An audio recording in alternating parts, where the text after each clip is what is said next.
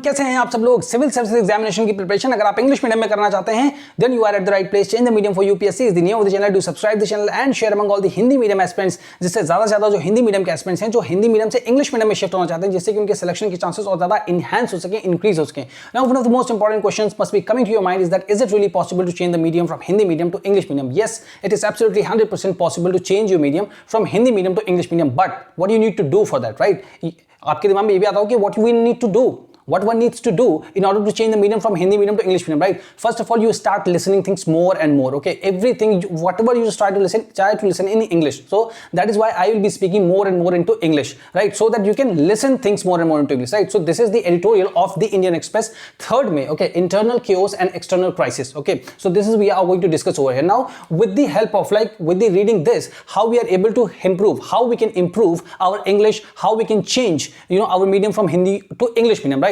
How it is going to be helpful for us, right? So first of all, I am speaking. So more and more what I will be doing, first of all, I will be reading it into English, okay? So one time you will be listening it, then I will be making you understand all the important vocabularies also, right? कि इसके vocabularies का मतलब क्या है, जो भी words meaning है, तो आपको ये भी पता चलेगा कि जो भी न्यूज़पेपर में जो words आते हैं उनको याद करने की जरूरत नहीं है आपको, ठीक है ना? आप जब एक चीज को पढ़ेंगे तो किसी पर्टिकुलर कंटेक्स्ट में आपको उनका मीनिंग ऑटोमेटिकली समझ में आने लगेगा, alright? So you do not have to make the notes of any vocabulary, right? So you'll have to listen first, you'll have to understand whatever I'm going to make you understand, okay? After having understood this in the form of a story, what you need to do that you'll have to make 1 2 3 4 whatever the points that you can recollect after having understood this. Just write it on a piece of paper and send on this particular WhatsApp number that is visible on my left, right? So I will be helping you out that how you can improve more, right? And after even having understood it, start speaking like whatever the story that you will be having in your mind, okay? I will be spelling you in the form of a story, right? So what you need to do now, you have something in your mind, right? So what you need to do that you start recollecting things and start speaking something, okay? So whatever you can speak, okay, record it in the form of a voice note and send on this particular WhatsApp number, okay? So I will be helping you also that how you can improve your speaking skill also, right? So you are improving your speaking skill, you are improving your writing skill also, and you are listening also, right? Okay, so you are listening also, right? So likewise, and rest things is like the grammar. So grammar, all the classes are being running on this particular chapter also, grammar. So you can check out this channel for all the grammar classes also, right? So आपको पता चलेगा कि how much grammar is required. So mostly what I'll be trying is to speak more and more into English, जिससे कि जो Hindi medium के students हैं जिन्होंने इंग्लिश में पढ़ाई नहीं की इंग्लिश मीडियम में, तो उनको एक माहौल मिल सके, उनको ये लगे कि हाँ, I am also in this particular environment where I am studying in English medium, right? So the faculty who is speaking to me in English completely, so you will have to just grade up, right? Just upgrade yourself to from Hindi medium to English medium. Yes, now I am studying in English medium, so you start listening things into English and writing into English, right? So slowly you see within a matter of a week or a month you see huge improvement in yourself, right? So without further ado, let's get started, right? So here the internal chaos and external crisis, right? So this is the heading of an editorial. So whatever anybody, like you start reading the newspaper, so every morning suppose you open up the newspaper, so everybody goes to the editorial page, right? So whenever you go to editorial page, you find 1 or 2 or 3 or 4 editorials, right? So one editorial you start reading, okay? So suppose like internal chaos and external crisis. So whenever you are reading any kind of editorial, so what you need to have in your mind first, right? What is that first thing that strikes in your mind whenever you start reading a newspaper? Like, is it related to any one of the topics which are mentioned in the general studies paper or not, right? Or in the essay, like, or our optional papers, right? So we need to keep in mind that is it really important for us or not? So if it is important, then we will be reading. If it is not important, then we will not read, because already there is a huge syllabus, right? So we'll have to identify that is this particular editorial important for our syllabus or not, right? So here just by reading this particular line, so we can easily identify the क्या हो सकता है इसके अंदर, what this particular line would be holding in itself, right? So here like internal chaos and external crisis. So we are not able to understand much by understanding or by reading this particular line. Means internal means something which is inside, okay? Internal means something inside. Chaos, it is not the chaos, it is chaos. So chaos is a kind of state, is a kind of a situation where things are not in an order, okay? बहुत कुछ कर, जैसे मान लो श्रीलंका है, तो श्रीलंका की economy collapse कर गई, तो क्या है वहां पे इन्फ्लेशन बहुत ज्यादा है, कुछ भी ऑर्डर नहीं, कुछ भी सही नहीं चल रहा, तो वैसे स्टेट को क्या बोलते हैं? Chaos.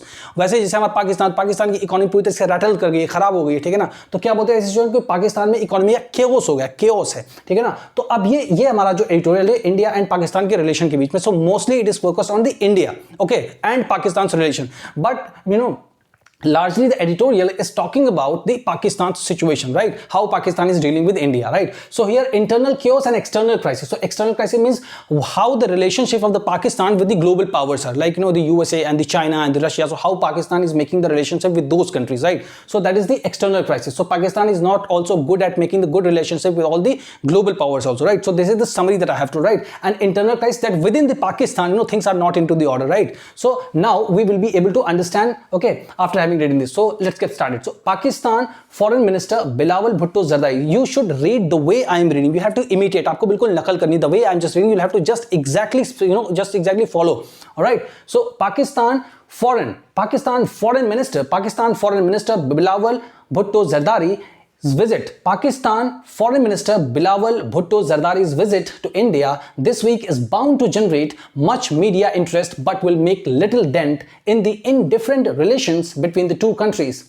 Any meaningful change in bilateral relations must necessarily wait until Pakistan has a domestic consensus on foreign policy. This is how you should read, the way I'm reading, all right? The vocal opposition, it's not opposition, the vocal opposition in Islamabad to Bilawal's visit, the first by its foreign minister to India in more than a decade, underlines Pakistan's sharp internal divisions about its external relations at a critical juncture in world politics. This is how you should read, right? उससे आपको समझ में अच्छे से आएगा, ठीक है ना? Next line is that although Bhutto is arriving here to participate in the deliberations of a multilateral organization, the Shanghai Cooperation Organization, which is led by Pakistan's close partner China, the very act of visiting India is seen as a sacrilege by the ideologue in Islamabad. The lack of agreement on India is only one part of Pakistan's foreign policy problem. The lack of agreement on India is only one part of Pakistan's foreign policy problem. This is how you should read, all right? The bigger tussle has been on finding a sustainable approach to Pakistan's engagement with the major powers that are at odds with each other, US, China, and Russia. Islamabad is also facing new challenges in Afghanistan and is struggling to cope with the shifting geopolitical dynamics in the Middle East, right? That the Pakistan Army, long the arbiter of the nation's major policies, including the India's strategy, is finding it hard to set the agenda is evident by the latest attacks on the former chief, General Qamar Javed Bajwa. Senior media figures have accused Bajwa of making major compromises with India on Kashmir. They also alleged that he was claiming that the Pakistan Army is in no position to fight India. Few in the media or political class dared to criticize Bajwa during his 6-year tenure 2016 to 2022 as the army chief, right? There now is open season on him as the prestige of the Pakistan Army as an institution hit one of its lowest points. Part of the problem has been Bajwa's endless meddling in domestic politics. He helped install Imran Khan as the Prime Minister in 2018 and chose to pull him down in 2022. Now you see how the Pakistan's politics is playing, right? How the army is playing with the Pakistan, right? So whatever his harmful legacy on domestic politics might be, Bajwa did seek to reorient Pakistan's foreign policy and made a major effort to improve ties with India, right? But to say, as his media critics do, that he was selling out to India is laughable.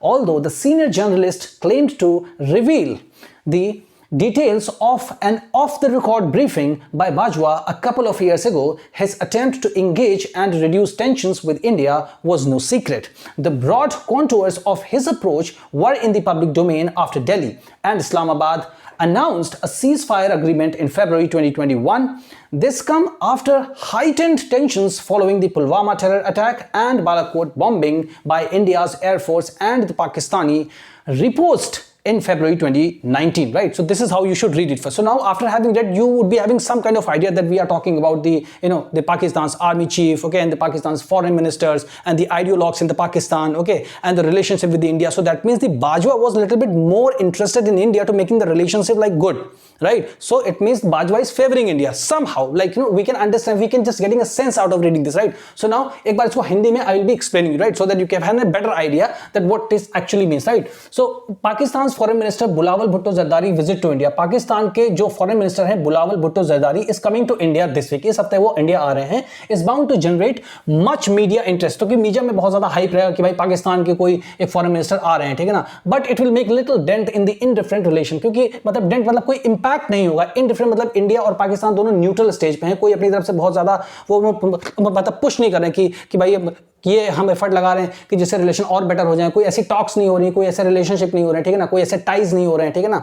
तो ये सब कुछ किया नहीं जाता, इसलिए ये बिल्कुल इनडिफरेंट रिलेशन रहने वाली है, बिल्कुल मतलब न्यूट्रल रहने वाली है, तो इससे कोई इंपैक्ट नहीं पड़ेगा between the two countries, right. So any meaningful change in bilateral relation, जो मतलब जो बायलैटरल रिलेशन होते हैं क्या India and Pakistan, so these are the two countries, so any relationship between two countries are called bilateral relationship, right. So ये दोनों countries के बीच में जो रिलेशन है must necessarily wait until the Pakistan has a domestic consensus. So Pakistan को domestic consensus बनानी पड़ेगी, मतलब जो इंटरनल केओस है पाकिस्तान में उसको पहले सेटल करना पड़ेगा।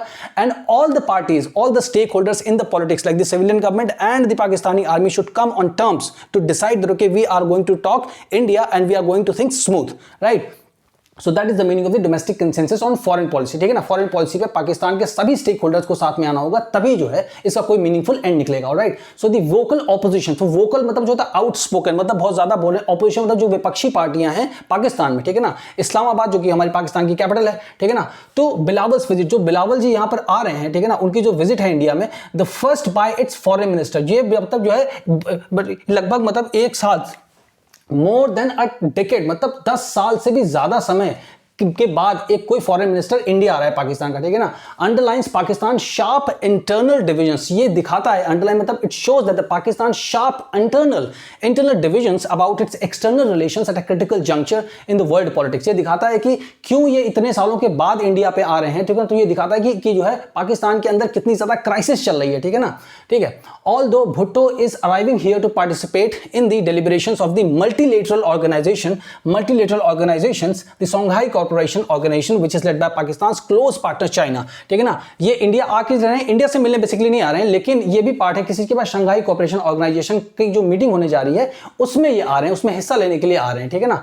और जो कि ये जो मतलब जो है जो ये शंघाई कॉर्पोरेशन ऑर्गेनाइजेशन है, ये किसके द्वारा लीड की जा रही है, चाइना के द्वारा लीड की जा रही है, ठीक है ना, ठीक है, जो कि पाकिस्तान का बहुत ही क्लोज फ्रेंड है, everybody knows that, right. So the very act of visiting India is seen as a sacrilege by the ideologue in Islamabad. तो जो आइडियोलॉग के, तो जो भी हमारे जो इस्लामाबाद या जो भी मतलब पाकिस्तान के पॉलिटिकल थिंकर्स हैं, उनको लगता है कि ये एक डिसरिस्पेक्ट है, आपको इंडिया जाना नीचे, अगर कहीं और मीटिंग होती तब आप जाते, अगर मीटिंग इंडिया में हो रही है शंघाई कॉर्पोरेशन ऑर्गेनाइजेशन की, तो आपको अवॉइड करना चाहिए, you should have avoided going to India, okay, to you know just to participate in the Shanghai Cooperation. Had the meeting been organized somewhere else, then you should have gone. So जो पाकिस्तान के जो political thinkers हैं, they are not like feeling actually good, and they are saying that this is the disrespect towards the country if the foreign minister of the Pakistan is going to deliberate or to participate in the Shanghai Cooperation Organization, right? So that is what the meaning of this particular line. Okay, so the lack of agreement on India is only one part of the Pakistan's foreign policy. So lack of agreement है, ठीक है ना, कोई एक तरह का समझौता नहीं है पाकिस्तान और इंडिया के बीच में, ये जो है जो इंडिया और पाकिस्तान की फॉरेन पॉलिसी की प्रॉब्लम है उसकी ये एक हिस्सा है, ठीक है ना। तो इंडिया और पाकिस्तान के बीच में क्या होना चाहिए, लैक ऑफ एग्रीमेंट को खत्म करना चाहिए। तो आप यहां पे नोट्स बनाइए, ठीक है ना, ये हमारा पॉइंट नंबर 1 हो गया, ऑलराइट। फिर क्या है, the bigger tussle has been on finding a sustainable approach to Pakistan's engagement with major powers that are at odds with each other, US, China and Russia. देखिए यूएस और चाइना की भी नहीं बनती, ठीक है ना, यूएस और इसके रशिया की नहीं बनती, तो ये आपस में इनकी किसी से नहीं बनती है, ठीक है ना। तो ये बता रहे हैं कि पाकिस्तान के पास एक सस्टेनेबल अप्रोच होना चाहिए, ठीक है ना, जो हमेशा हर कंट्री के साथ में काम करे, ठीक है ना, Pakistan to engagement with the major powers. तो मेजर पावर्स कौन सी है, ये सारी मेजर पावर्स हैं, ठीक है ना। तो हमारे पास मतलब पाकिस्तान मतलब किस चीज में लैक कर रहा है, Pakistan is lacking in having a sustainable approach towards all the global powers, right. So ये हमारा दूसरा पॉइंट हो गया। अगर आपसे इंटरव्यू में पूछ लिया जाए या किसी भी मतलब आ जाए, तो आप how you would be writing, at least you should be having some matter in your mind, right. So now Islamabad is also facing new challenges in Afghanistan. अब अफगानिस्तान में तालिबान की वापसी हो गई है ना, तो अब उसके बाद ये भी एक इसके लिए चैलेंजेस है। तो ये हमारा थर्ड पॉइंट हो गया, राइट। ऐसे करके आपको इसी तरीके से नोट्स बनाने हैं इसमें से, ठीक है ना, ये simple points, okay. And is struggling to cope with the shifting geopolitical dynamics in the Middle East. अब मिडिल ईस्ट में क्या हो रहा है, ठीक है ना, सऊदी अरबिया, ईरान, इराक में क्या हो रहा है, ठीक है ना, तो उसमें भी बहुत ज्यादा मतलब डायनामिक मतलब शार्प चेंजेस हो रहे हैं, बहुत ही मतलब जो है बहुत ही फास्ट तरीके से चेंजेस हो रहे हैं, राइट। तो ये हमारा फोर्थ पॉइंट हो गया, मतलब कि पाकिस्तान क्यों स्टेबलाइज नहीं है, पाकिस्तान क्यों अच्छी पोजीशन में नहीं। So what are those points. एक तो इंडिया के साथ लैक ऑफ एग्रीमेंट है उसका, ठीक है ना। दूसरा, इसके पास कोई सस्टेनेबल अप्रोच नहीं है कि जो ये वर्ल्ड पावर्स है यूएस, चाइना एंड रशिया, उनके साथ ही अच्छे से बात कर सके, टॉक कर सके और अपने रिलेशनशिप को अच्छा कर सके, राइट। थर्ड क्या है कि shifting geopolitical dynamics in the Middle east, तो जो मतलब मिडिल ईस्ट में जो भी चीजें हो रही वो नहीं पता है। और अफगानिस्तान का चैलेंज एक एक्स्ट्रा है क्योंकि इसका नेबर भी है, ठीक है ना, तो वहां से भी टेररिस्ट अटैक्स वगैरह हो रहे हैं, तो उसको कैसे संभाले। तो ये सारे 4 पॉइंट्स आपको समझ में आ गए। तो at least when you are reading any, मतलब कुछ भी आप इसको रीड करते हैं, so you should be having some points in your mind out of, मतलब रीडिंग की कुछ तो मिला मुझे, कुछ तो एग्जाम के लिए सही है मेरे पास, ठीक है ना। So right, so now that the Pakistan army long arbiter of the nation's major policies, nation's major nation मतलब जो हमारे यहाँ पे क्या है, पाकिस्तान की जो मेजर पॉलिसी जो भी बनाई जाती है, ठीक है ना, इंक्लूडिंग द इंडिया स्ट्रेटजी, जो भी मतलब पॉलिसी इंडिया के साथ में, मतलब इंडिया के लिए भी बनाई जाती है, उसमें जो पाकिस्तानी आर्मी है, जो पाकिस्तानी आर्मी है वो बिल्कुल मनमाने ढंग से आर्बिटर रही है हमेशा, मतलब अपने मनमाने ढंग से ही पार्टी बनाती है, ठीक है ना, अपने मनमाने ढंग से ही जो भी मतलब उनको पॉलिसीज बनाई थी इंडिया के लिए तो वो बनाते, तो उसमें भी वो बिल्कुल फेल है, ठीक है ना। तो यहां पर भी हमें लिखना चाहिए कि मतलब जो है पाकिस्तानी आर्मी का रोल जो है उसको लेसन करना चाहिए, जिससे कि जो सिविलियन गवर्नमेंट है वो इंडिया के बारे में सोच करके सही तरीके से पॉलिसी बना सके। तो ये हमारा फिफ्थ हो जाएगा, ठीक है ना, कि पाकिस्तान की आर्मी का जो रोल है उसको थोड़ा सा कम करना चाहिए, ठीक है ना। इस finding it hard to set the agenda is evident by the latest attack on the former chief general Qamar Javed Bajwa, इनके ऊपर जो फॉर्मर अटैक्स हो रहे हैं, ठीक है ना, जो मतलब जो है फॉर्मर यहाँ के आर्मी चीफ थे पाकिस्तान के, ठीक है। सीनियर मीडिया फिगर्स, ठीक है ना, फिगर्स मतलब यहाँ पे पीपल हो जाएगा, जो भी मतलब इन्फ्लुएंशियल पीपल है पाकिस्तान में, तो सीनियर मीडिया पीपल्स और द फिगर्स हैव एक्यूज मतलब आरोप लगाया है Bajwa of making major compromises, ठीक है ना, मेकिंग मेजर कॉम्प्रोमाइज, बहुत ज्यादा बड़े समझौते किए। किसके साथ किए समझौते? इंडिया के साथ में किए। इसके लिए जो ये इनके आर्मी चीफ हैं उनके ऊपर ये आरोप लगाया जा रहा है, किसके द्वारा? जो सीनियर मीडिया चीफ हैं उसके द्वारा लगाया, ठीक है ना। ऑन कश्मीर, बेसिकली जो कश्मीर के मुद्दे हैं जिस पर पाकिस्तान हमेशा लेके खड़ा होता है, ठीक है ना, तो एक ये भी हमारा 6th पॉइंट होगा कि भाई कश्मीर को लेके सेंसिटाइज होना चाहिए, उसके ऊपर बात होनी चाहिए, क्या करना चाहिए ना। दे ऑल्सो एलेज दैट, अब यहाँ पे दे का मतलब कौन है? दे यहाँ पे प्रोनाउन है, तो किसको एलेज कर रहे हैं? जो ये मतलब जो ये सीनियर मीडिया लोग हैं, ये लोग मतलब जो है इनको एलेज करें। एलेज करना मतलब आरोप लगाना, ठीक है ना। That he was claiming that the Pakistan army is in no position to fight India, ठीक है ना। जो कमर जावेद बाजवा जो आर्मी चीफ हैं वो खुद ही कह रहे हैं कि Pakistan army is in no position to fight with India, ठीक है ना। पाकिस्तान की आर्मी जो है ऐसी स्थिति में नहीं कि वो इंडिया से लड़ सके, right. Few in the media और पॉलिटिकल क्लास डेयर्ड मतलब हिम्मत करना, करेज करना, ठीक है ना, to criticise Bajwa during his 6 year, उनकी मतलब जब जो है बाजवा जी 2016 से लेकर के 2022 तक जब भी ये मतलब आर्मी के चीफ थे तो कोई इनके खिलाफ बोल नहीं सकता था, ठीक है, ये इसका मतलब है। There now is open season on him as the prestige of the Pakistani army as an institution, एक जो मतलब जो पाकिस्तान की आर्मी है वो एक संस्था के तौर पे सबसे ज्यादा लोवेस्ट पॉइंट पे है इस वक्त, ठीक है ना। So part of the problem has been Bajwa's endless meddling. Endless meddling मतलब क्या है? बहुत ज्यादा मतलब जाकर के सिविलियन गवर्नमेंट बताते हैं कि नहीं आप ऐसे पॉलिसी, ये मतलब अपना काम नहीं देखती, ये बताते हैं कि भाई सिविलियन गवर्नमेंट है, ठीक है ना, अगर कोई प्राइम मिनिस्टर तो आप ऐसे पॉलिसी बनाओ। तो जो भी डोमेस्टिक पॉलिटिक्स है उसमें इनका बहुत ज्यादा दखल रहता है, मेडलिंग मतलब दखल करते हैं, ठीक है ना। सो ही हेल्प्ड इंस्टॉल मतलब बैठा देना, ठीक है ना, किसी को मतलब जो है वहां की आर्मी के पास इतनी ज्यादा ताकत है कि वो प्राइम मिनिस्टर को भी बैठा देते कि हाँ भाई आप ही प्राइम मिनिस्टर बनोगे, ऐसा एजेंडा सेट कर दे, ठीक है ना। तो इमरान खान को इन्होंने 2018 में प्राइम मिनिस्टर बनाया, उसके बाद इमरान खान को पुल डाउन इन 2022 में इन्होंने हटा दिया, ठीक है ना। ऐसे हिसाब से माहौल बनाते हैं, ठीक है ना। सो ही अनसीटेड Nawaz Sharif on flimsy ground, मतलब कुछ भी इनके दिमाग में आ गया, फ्लिम्जी मतलब जो है कोई भी ऐसा सॉलिड ग्राउंड नहीं था, बट फ्लिम्जी ग्राउंड्स पे 2017 में इन्होंने नवाज शरीफ को हटा दिया। Allowed to the Sharif family to come back in the mainstream, अब उनको हटाया, फिर उसके बाद उन्हीं की फैमिली को allowed the Sharif family to come back into mainstream in 2022, again फिर से देखिए शरीफ फैमिली आ गई पावर में, right. Whatever his harmful legacy मतलब जिस भी तरीके से गलत विरासत जो ये छोड़ के गए हैं, व्हाटएवर जो कुछ भी इनकी रही है, हार्मफुल लेगेसी रही है, ठीक है ना, ऑन डोमेस्टिक पॉलिटिक्स, जो पाकिस्तान की डोमेस्टिक पॉलिटिक्स है, माइट भी मतलब जो भी रही हो, Bajwa did seek to reorient मतलब क्या होता है? रीस्ट्रक्चर मतलब फिर से सेट करना, सही करना, चीजों को ठीक करने की कोशिश करना, रीओरिएंट पाकिस्तान फॉरेन पॉलिसी। तो पाकिस्तान की फॉरेन पॉलिसी में भी मतलब इनका दखल रहता है, ठीक है, और डोमेस्टिक पॉलिटिक्स में भी इनका बहुत ज्यादा दखल रहता है, ठीक है ना। तो आर्मी बहुत ज्यादा दखल करती है, जो वहां की सिविलियन गवर्नमेंट है जो चुन के आती है उसको कोई मौका नहीं मिलता काम करने का, ठीक है ना, इतना ज्यादा प्रेशर है आर्मी का। तो and made a major effort to improve ties with India, और इन्होंने कोशिश बहुत की कि इंडिया के साथ जो भी हमारे रिश्ते हैं, टाइज हैं, उनको इंप्रूव किया जा सके, but he was failed, right. But to say, लेकिन ऐसा कहना है एज हिज मीडिया क्रिटिक्स, जो भी इनके मीडिया में आलोचक हैं, जो लोग मीडिया मतलब इनको जो भी मतलब क्रिटिसाइज कर रही है, do that he was selling out to Delhi is lawful, मतलब कि सेलिंग आउट टू दिल्ली मतलब यहां पे एक फ्रेज है, मतलब कि जो भी दिल्ली चाहता था वो ये मतलब बिल्कुल वैसा ही करते थे कि अगर आप चाहते हो भाई कश्मीर पे हम चुप रहे तो हम भी मतलब शांत रहते हैं, बट ऐसा नहीं था ना। तो ये एक हंसने वाली बात है, फालतू की बात इन्होंने बोल दी है, ठीक है ना। सो although the senior journalist claimed to reveal the details of an off the record briefing by the Bajwas couple of years ago। मतलब जो है कुछ साल पहले जो है बाजवा ने क्या कहा था कि his attempt to engage and reduce tensions with India was no secret। तो सिंपल सी बात है कि ये इंडिया के साथ एंगेजमेंट चाहते थे और मतलब रिड्यूस करना चाहते थे जो भी टेंशन है between India and the Pakistan. It was a no secret, क्योंकि ये ओपनली ये मतलब ऐसा इन्होंने बोला। द ब्रॉड कॉन्टोर्स मतलब इनका जो मेन थिंकिंग पॉइंट था, ठीक है ना, बाजवा का, of his approach were in the public domain after the Delhi Islamabad announced a ceasefire agreement in the February 2022। ceasefire मतलब क्या होता है कि अब भाई उधर से भी गोली नहीं चलेगी बॉर्डर पे, इधर से भी नहीं चलेगी, ऐसा अग्रीमेंट हमने साइन किया था 2021 में, ठीक है ना। तो ये भी बाजवा की वजह से हुआ था, दिल्ली एंड इस्लामाबाद के बीच में हुआ था, right. So this came after heightened tensions following the Pulwama terror attack, जो भी हमारा पुलवामा टेरर अटैक हुआ था, which was very unfortunate, that should not have happened at any cost, right, and the Balakot bombing, ठीक है ना। इसके बाद जो इंडियन एयरफोर्स ने वहां पर जो हमला किया था बहुत ही तगड़ा, आप लोगों को पता होगा, and the Pakistan repost in the फरवरी 2019, है ना, जो पाकिस्तान ने मतलब जो है जो क्विक रिप्लाई दिया था 2019 में, तो उसका जो हमला किया था, ठीक है। तो इस तरीके की जो भी बातें ये निकल के आई, तो अभी हमें क्या समझ में आया इससे, at least now we have an story in our mind, right. So अब जो स्टोरी क्या है कि इंडिया पाकिस्तान के रिलेशन के बीच में क्या कर, ये जो 4-5 पॉइंट मैंने बताए, तो you just recall this 4-5 points and write it on a piece of paper. ऐसे ही तो आप अपनी प्रिपरेशन को स्टार्ट करते हो, यही तो स्मार्ट प्रिपरेशन होती है कि आपने इतना पढ़ा, उसके बाद आपको 5-6 पॉइंट्स आपके हाथ में होने चाहिए, अगर कुछ भी क्वेश्चन आए तो एटलीस्ट यू हैव कि कुछ ना कुछ तो माइंड में ना, you can write something and speak the same things also, right. So if you watch this video till here and if it is like helpful to you, you share this particular video to all the Hindi medium aspirants, जिससे ज्यादा उनके selection के chances increase हो सके। सो मिलते हैं आपसे next video में।